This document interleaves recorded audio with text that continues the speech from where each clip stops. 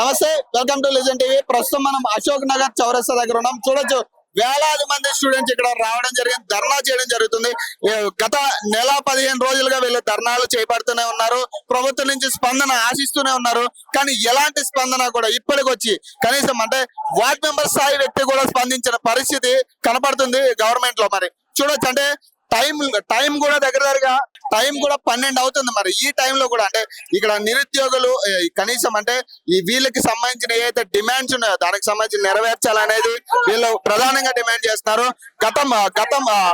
గత నెల 20 రోజుల నుంచి కూడా వీళ్ళు ధర్నా చేపడుతూనే ఉన్నారు. కనీసం గవర్నమెంట్ నుంచి రెస్పాన్స్ లేని పరిస్థితి. మరి ఎట్లా చూడాలంటే కనీసం అంటే ఇందాక ఒక సీఎం గా వ్యక్తి మాట్లాడుతూ కూడా వీళ్ళ మీద హాస్యాస్పదమైన కామెంట్ చేయడం కూడా జరిగింది.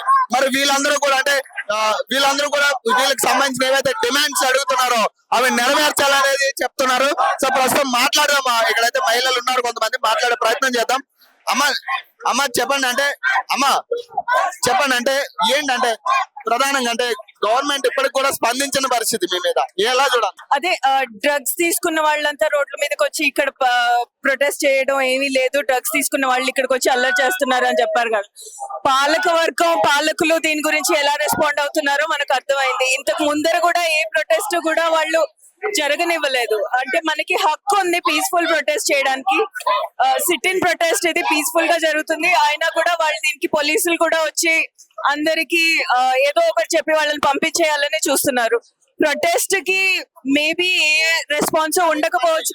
వచ్చి మీ డిమాండ్స్ కి సంబంధించి కానీ ప్రభుత్వంలో ఉన్న ఏ వ్యక్తి దగ్గర నుంచి కూడా మీకు ఎలాంటి స్పందన రాలేదు, ఒక క్లారిటీ రాలేదు. మరి ఎట్లా చూడాలి దీన్ని?